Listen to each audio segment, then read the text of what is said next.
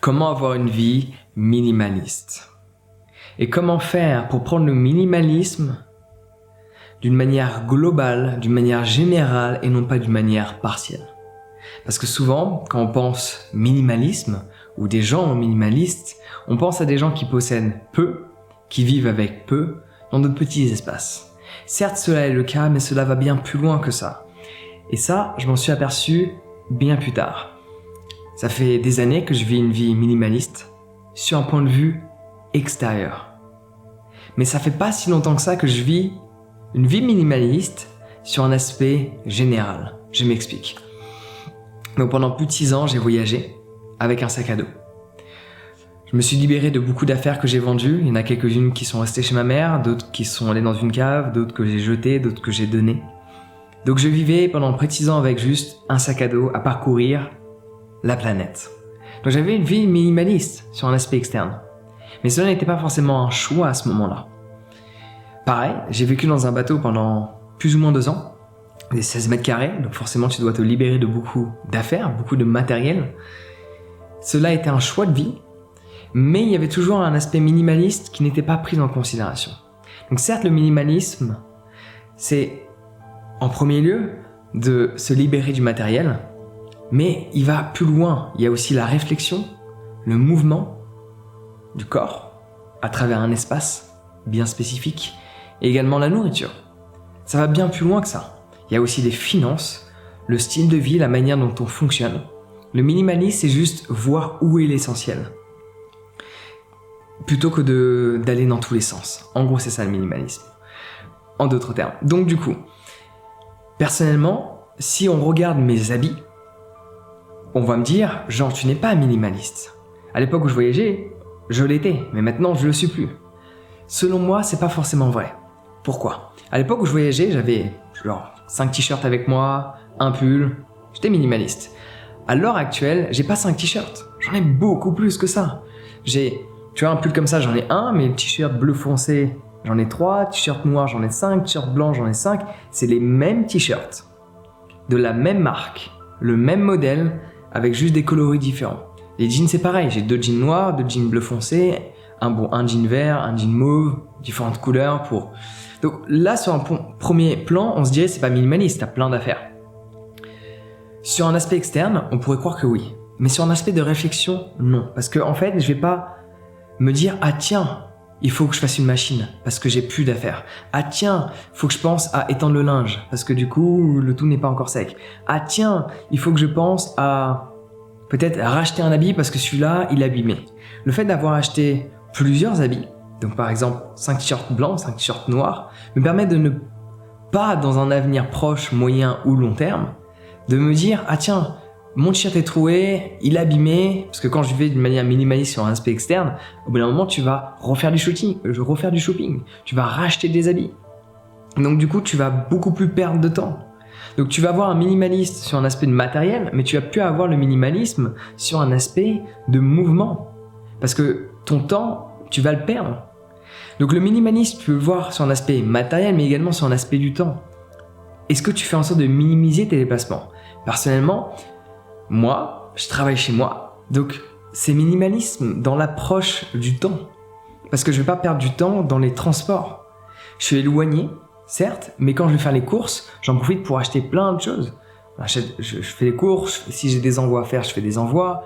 Si je dois récupérer quelqu'un à la gare, je fais en sorte de récupérer la personne le même jour où je vais faire les courses. Je fais en sorte d'assembler plein d'éléments en même temps. De jamais faire un voyage pour une chose. De faire un voyage pour une multitude de choses. Et ça, c'est un aspect minimalisme. C'est de mettre le tout sur un ensemble. De faire en sorte que tout soit centralisé. Les mouvements que tu fais. Est-ce que chez toi, ta cuisine, par exemple, est optimisée?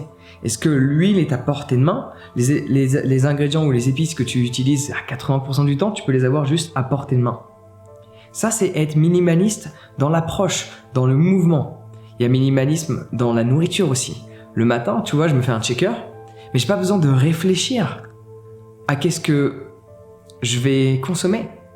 Je sais que j'ai saveur vanille, saveur chocolat.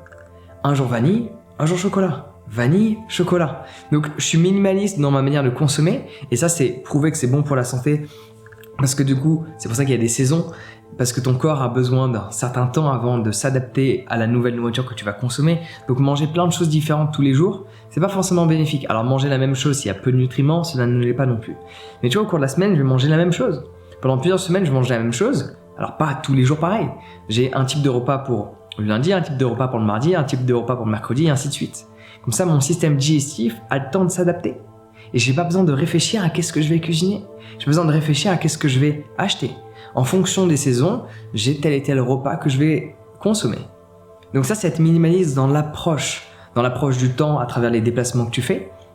Quand tu vas quelque part, fais en sorte de maximiser plein de choses.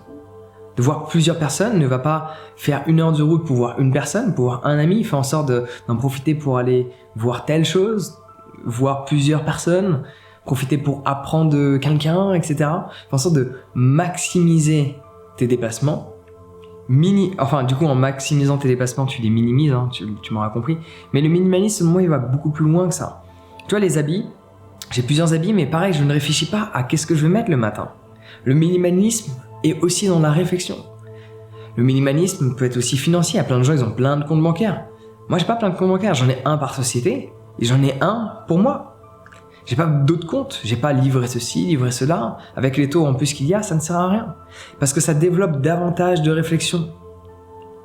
Donc peut-être qu'à l'heure actuelle, tu es déjà minimaliste sur un aspect externe, mais est-ce que tu l'es sur un aspect interne? Il y a plein de choses où je fais en sorte de ne plus y réfléchir le matin. Il y a plein de choses où je fais en sorte de ne plus y réfléchir tout court. Il y a des choses qui te demandent une réflexion que tu pourrais supprimer. Et là, tu deviens minimaliste à travers la manière de penser. Il est là le minimalisme. Quand tu veux commander quelque chose en ligne, tu veux commander des livres, essaie d'imaginer quels sont les autres trucs que tu pourrais commander pour éviter de reperdre du temps et en recommander. Donc on pourrait voir le minimalisme sur un aspect pratique, fonctionnel comme étant relié à la productivité. Obtenir un maximum de choses en un minimum de temps. Et quand je dis choses, ce n'est pas forcément matériel. On repense à mon exemple d'aller faire les courses, de récupérer un ami qui vient chez moi le week-end, et en même temps de faire quelques envois de livres si j'en ai, etc. etc. Il est là l'aspect vraiment, le cœur du minimalisme selon moi. Tu veux voir un ami aujourd'hui, tu veux voir un ami demain, et à chaque fois il te faut une demi-heure, pourquoi pas voir les 2 amis en même temps? Ou voir un ami à telle heure et voir l'autre après. Là tu es minimaliste dans ta manière de fonctionner, dans ta manière de bouger. Tu vas gagner davantage de temps. Donc je te donne des exemples, n'hésite pas à m'en donner dans les commentaires, ça m'intéresse parce que ces vidéos c'est du freestyle, hein, tu es habitué, il n'y a pas de sujet, il y avait juste une idée, je te l'ai partagée, il y a sûrement des exemples que j'ai oubliés, des choses que peut-être je ne fais pas, peut-être que je fais, donc n'hésite pas à me dire où selon toi le style de vie minimaliste pourrait pousser, outre que de limiter les réflexions, de limiter certaines décisions que tu n'as plus besoin de prendre ou qui ne sont pas vraiment essentielles, supprimer des choses de ton quotidien est la chose la plus minimaliste. Et souvent on pense à des choses qu'on va acheter dans notre quotidien. Non, le minimalisme c'est aussi quand tu vas faire tes courses, tu as tes propres sacs. Tu n'as pas besoin de prendre des sacs. Dans ton téléphone, il y a plein d'applications que tu as supprimées. Tout ça que tu n'utilises pas, tu ne les as pas. Le minimalisme est aussi dans le numérique, dans le fonctionnement. Est-ce que tu utilises quelque chose pour gérer tous tes mots de passe ou est-ce que tu dois te souvenir à chaque fois qu'il y en a plusieurs? Parce que là, du coup, tu as plein de mots de passe et tu fais en sorte d'en avoir qu'un qui génère les autres. Et ça, c'est minimaliste parce que tu supprimes plein de facteurs de ta vie et tu fais en sorte d'en avoir qu'un qui génère les autres. J'espère que mes explications ont été claires parce que c'est, je crois, la première vidéo que je fais sur le minimalisme. Depuis le temps que je l'ai vécu d'un point de vue extérieur et que maintenant je le vis sur un aspect vachement plus accentué de réflexion et de mode de vie, mais l'alimentation c'était quelque chose de super important. Tu n'es pas forcément censé réfléchir à ce que tu vas manger. Fais en sorte d'avoir un plat varié et automatiquement tu seras en bonne santé et ton corps, si tu manges par exemple juste des bananes une fois toutes les 2 semaines, il va moins bien les digérer que s'il était habitué à en manger régulièrement chaque semaine. C'est pour ça qu'il y a des saisons, pour que le corps laisse le temps de s'habituer. Les habits, il y a des gens, ils font en sorte d'y penser la veille, mais tu n'enlèves pas la réflexion. Alors que si tu détermines certains styles vestimentaires ou certaines couleurs, en fonction des jours de la semaine, tu enlèves cette partie de réflexion. Et là, tu rentres dans un point de vue minimaliste, de la réflexion. Enfin, moi, c'est ce qui m'importe le plus, parce qu'il y a plein de raisons pour lesquelles les gens deviennent minimalistes. C'est comme il y a plein de raisons pour lesquelles les gens deviennent véganes. Parfois, c'est pour la santé, parfois, c'est pour l'environnement, parfois, c'est pour les animaux. Le minimaliste, il y en a, c'est pour l'environnement. D'autres, ça peut être pour les animaux de manière beaucoup plus indirecte, mais qui reste directe. D'autres, ça peut être parce qu'ils sont attirés par le style de vie. D'autres, c'est parce qu'un jour, ils ont fait du rangement, ils se sont aperçus que ça fait du bien quand c'est vide chez moi. Enfin, le minimalisme va plus loin que juste dans les objets qui sont disposés chez toi. Ça va surtout dans la dynamique du temps, de la réflexion, de la nourriture, de ce que tu consommes et ainsi de suite. Donc donne-moi des exemples, il y en a sûrement certains que j'ai oubliés. Dis-le-moi dans les commentaires, n'hésite pas à partager cette vidéo parce que beaucoup de personnes parlent du minimalisme mais uniquement sur un aspect externe, sur un aspect matériel, mais pas sur un aspect de réflexion, de décision et de comportement. Voilà. Et si tu veux apprendre à être minimaliste dans tes pensées, c'est-à-dire, tu vois, les gens, ils jettent plein d'habits, ils jettent plein de meubles. Et pourquoi pas jeter plein de pensées qui te sont inutiles, ouais? Il y a plein de pensées, on s'en passerait, ouais. Donc j'ai un guide sur la méditation à t'offrir que tu peux télécharger dès à présent en cliquant sur le lien dans la description. On se retrouve de l'autre côté sur mon site internet. Sur ce, prends soin de toi et passe une excellente journée.